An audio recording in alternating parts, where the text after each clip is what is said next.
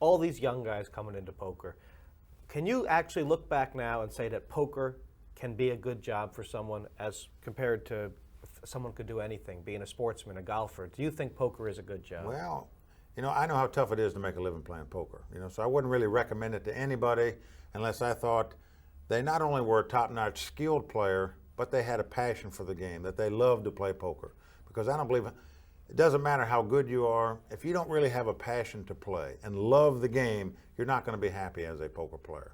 Certainly you have to have the right mindset to be a poker player. And by that I mean, it's a job that you go to work some days and you come home with less money than you started the day with. Now, if you can't deal with that mentally, then poker is not the game for you. It's going to be very difficult to do. And of course, it's tough to do if you have a wife, if you have kids and family. You're better off to start as a poker player when you're a single pro player, out on your own, where if you get broke, it's not the end of the world, where you don't have more mouths depending on you, so to speak. But it's not easy, but certainly people that have the talent, the passion to do it, there's never been a better opportunity for poker players out there right now. And in fact, every guy that's winning out on the World Poker Tour and all the televised events, they're now getting sponsorship deals. Online sites are sponsoring them. They're getting speaking engagements. They're doing seminars, and they're supplementing their income on a big-time basis because of their performance in poker. And that's what I think is so great for players out there today. Well, I can't let you leave without asking you about Stu Ungar. All right. You knew Stu Ungar better than anybody else. If Stu was here today, could he still win? Could he still win? I think he'd be the #1 rated player out on the tour or anywhere else in the world. I think it would have changed his life.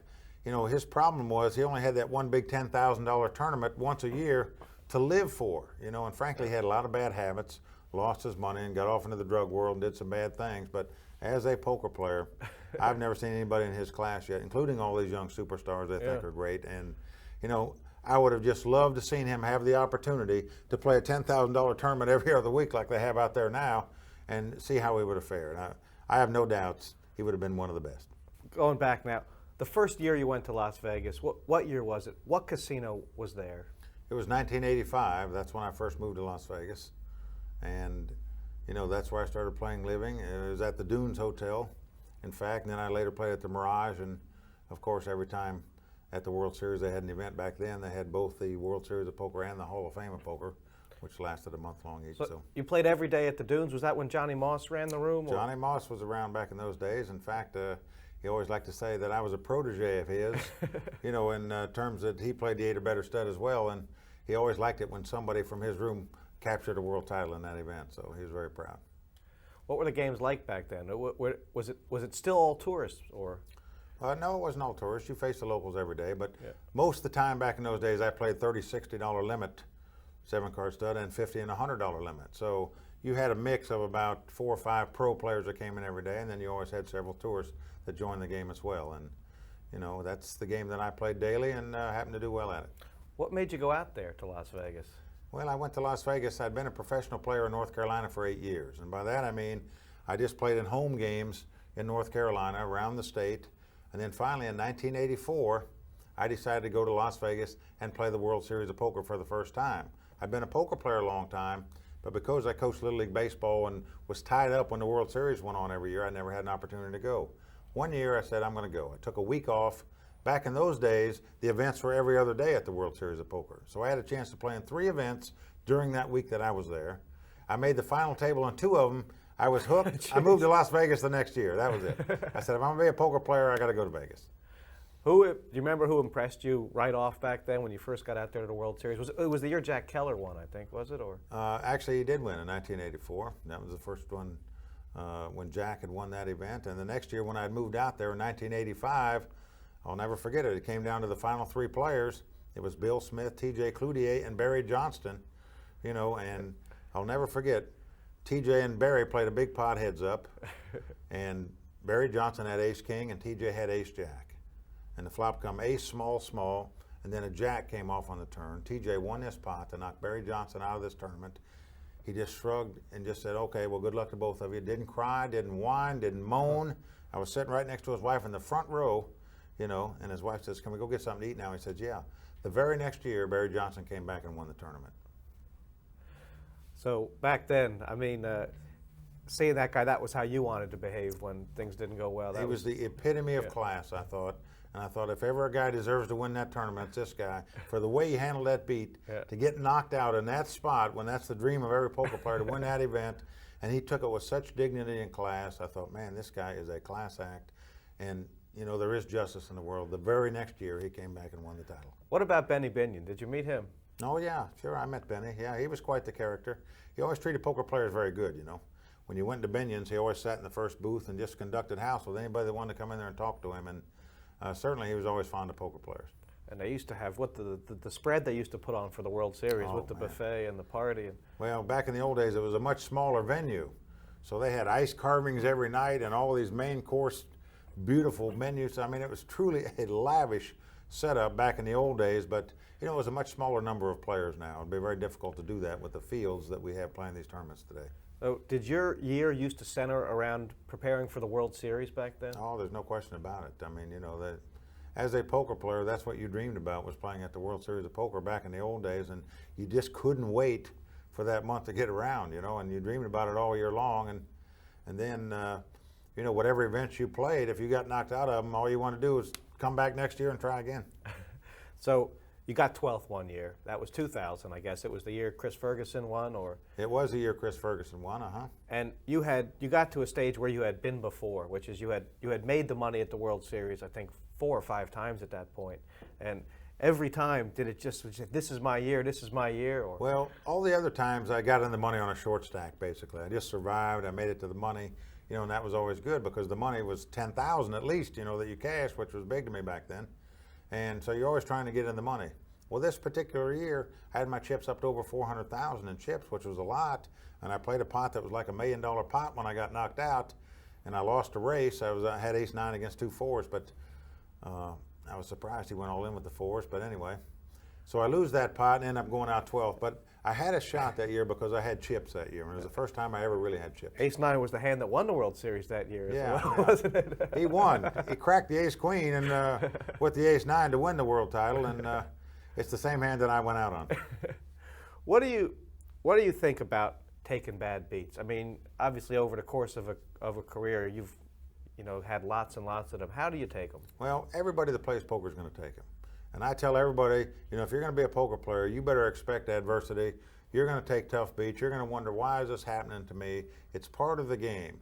The difference between the best and the rest, as I like to say, is that the top players understand how to accept adversity and take it for the most part. In other words, you can't control luck in poker. You can control how you react to it. And that in itself is a skill. And those that perform that skill the best do better over the course of time. Did you ever question whether you were good enough to make a living as a poker player? You know, I never did. I always felt I had confidence and in my abilities of playing cards. You know, I always felt like I was the better player in the game. It didn't matter where I was at, whether it was Las Vegas, whether it was back in North Carolina, or wherever it might have been. So I've always had confidence in my abilities as a player. I never really felt I was outclassed. I mean, once in a while in a certain game you might think there's a couple guys that play better than you. But the great thing about poker is you don't have to be anywhere near the best poker player in the world to make money playing poker. You don't even have to be the best player at your table. All you got to do is be better than a couple guys sitting at your table to make money playing poker. And do you actually think it's easier to make money at poker now or harder? Do you have to be better? Well, I would say it's probably easier now because there's more and more players coming into the game. But many of those people coming in are now educating themselves before they come to play. So that makes it a little bit tougher. But the opportunities out there now are just limitless. You know, when you think that we've created 22 millionaires from poker tournaments just in the first couple seasons on the World Poker Tour, that's pretty astonishing. You know, and certainly those opportunities never took place. I mean, it was all the way until 1990 when Brad Daugherty won the World Series of Poker, the first time anyone ever won $1 million playing poker. Yeah. And now $1 million prize pool. And now we create a millionaire every week on the World Poker Tour, at least. We had 2 in the Party Poker Million. So, you know, now multi-millionaires are being created in every event. So certainly they're tough to win because they're large fields and whatnot, but all you got to do is win one of those and you can go on easy street for a little while as a poker player. Now the World Series of Poker has moved, of course. It's not at Binion's, it'll be at the Rio this year. Do you think there's going to come a time when that's not going to be the premier event of the year? Well, I think that will always be the premier event of the year just because of the history that's attached to it. And, you know, certainly I was a longtime fan of Binion's back in the old days, and I thought that's where the venue should be. I now believe it's time to move that event to a larger venue, a more upscale, modern place, like they've done at the Rio this year. And I'm expecting we're going to see records set again all the time at the World Series this year. What do you think it'll mean if a guy wins the World Series this year and has won, could be $10 million? I mean, well, you know, they're talking 5,000 to 6,000 players now for the main event at the World Series of Poker. So once you get to that number, you know, it's now not so much a poker tournament anymore in my mind as a lottery. Yeah. In other words, you're going to have to be so lucky to win. You're going to have to win 20 races for all your money to win that title probably, you know, and so you're going to have good fortune on your side. Certainly you're going to have to obviously play well, but, you know, I don't think it has the same meaning, for example, as, you know, a consistent winner on the World Poker Tour, for example. Well, what about the WPT Championship? With 50, you guys start with 50,000 in chips. It's a 7-day event. I mean, shouldn't this be looked at as the toughest event in poker right now? Well, we call it the WPT World Championship now because they do believe in terms of skill and quality of players, you know, that it indeed is the most skillful event because it's a 7-day event. Limits are 2 hours, and you start with $50,000 worth of chips as opposed to $10,000 at the World Series of Poker. And what that means is that people aren't going to be moving all in all the time. You're going to have to bet on this street and bet on this street and bet on this street, which gives an advantage to the top players, I think, because they're more skillful. They're not afraid to bet on each set of streets. Whereas a novice or amateur player, they're much more comfortable just moving all in and being done with it and just seeing what happens. But I mean, it happened in the World Series of Poker in tournaments 15 years ago where guys would win and you would say that they just got lucky, didn't it? I mean, didn't Bobby Hoff lose the World Series of Poker on a gut shot?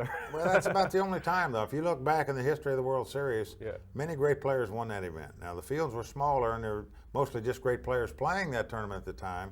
You know, but this year, for example, there'll probably be 3,000 players that qualify online. So we're talking about amateur players, novice players that now have a chance to get in this championship event and play. And certainly, one of them can get lucky and win, no question about it. How important is sponsorship to poker? Well, I think it's very important. You know, I think it's so great that players are now starting to get some individual sponsorship as well as there's starting to be money added to prize pools.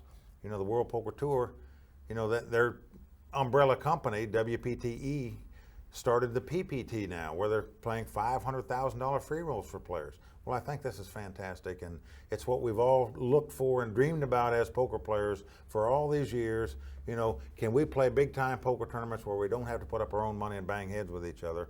I think it's coming. You're going to see more and more of it every year. Money will start being added to prize pools by the corporate companies, and soon to be, I'm expecting $1 million to be added to most every prize pool that we see on the tour out there, for example. And I just think it'll be wonderful for players to have an opportunity to win this kind of extra money.